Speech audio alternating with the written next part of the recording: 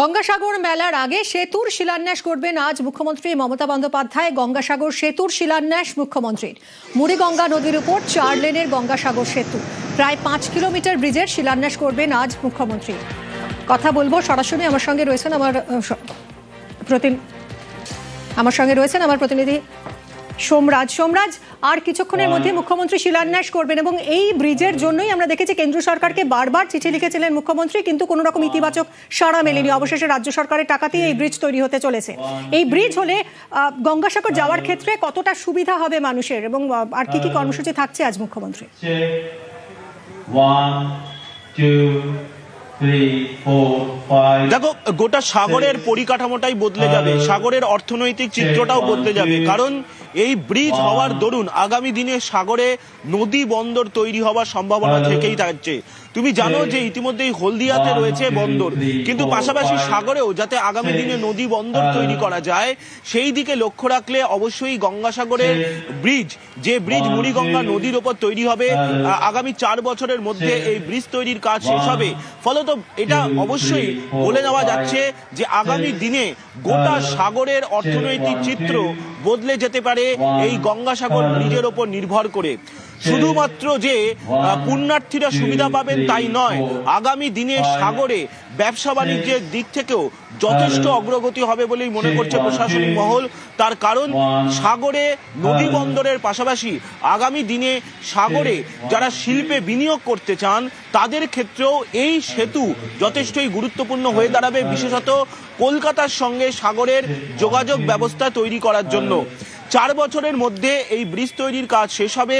1670 কোটি টাকা মূল্যের এই যে ব্রিজ, যার প্রকল্প মূল্য দেওয়া হয়েছে, যেখানে 1500 বেশি কোটি টাকা মূল্যে একটি সংস্থা তারা এই ব্রিজ তৈরি করবে। ইতিমধ্যেই তার প্রক্রিয়া শেষ হয়েছে। আজকে মুখ্যমন্ত্রী মমতা বন্দ্যোপাধ্যায় দুপুর 2টো নাগাদ শিলান্যাস করবেন। তারপরেই এই ব্রিজ তৈরির যে প্রস্তুতির কাজ, সেই কাজ শুরু করে দেবে সেই বেসরকারি সংস্থা। অবশ্যই যেটা তুমি বলছিলে, বারবারই মমতা বন্দ্যোপাধ্যায় কেন্দ্রীয় সরকারকে চিঠি লিখেছিলেন, প্রধানমন্ত্রী নরেন্দ্র মোদীকে চিঠি লিখেছিলেন, যাতে এই গঙ্গাসাগর মেলার জন্য বা সাগরকে মাথায় রেখে মুড়িগঙ্গা নদীর ওপর ব্রিজ তৈরির জন্য কেন্দ্রীয় সরকারের তরফে আর্থিক অনুদান দেওয়া হয়। শুধু তাই নয়, এই গঙ্গাসাগর মেলাকে যাতে জাতীয় মেলা স্বীকৃতিও দেওয়া হয় তা নিয়ে বারবার সুর তুলেছেন মমতা বন্দ্যোপাধ্যায়, প্রধানমন্ত্রীকে চিঠি লিখেছেন। কিন্তু একাধিকবার চিঠি লেখার পরেও তার কোনো সদুত্তর না আসায় শেষমেশ রাজ্য তার নিজের টাকাতেই এই গঙ্গাসাগর ব্রিজ তৈরি করতে চলেছে। ইতিমধ্যেই তার প্রক্রিয়া শেষ হয়েছে।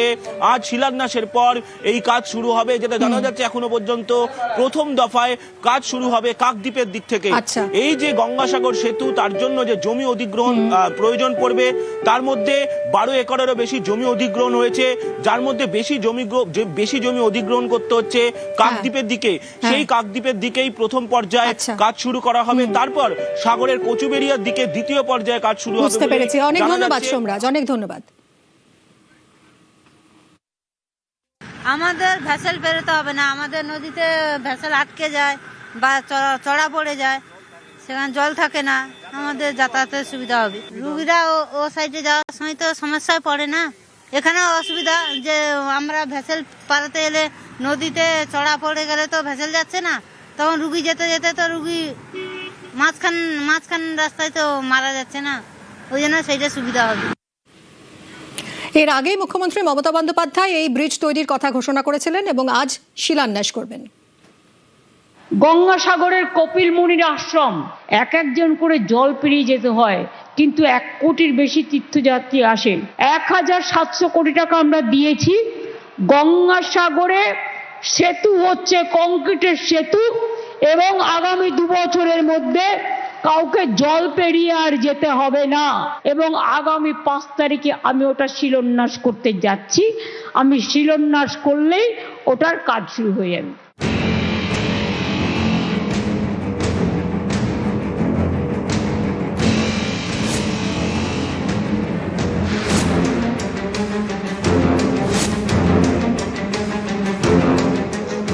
গঙ্গাসাগর, প্রতি বছর এখানে লাখো পুণ্যার্থীর ঢল।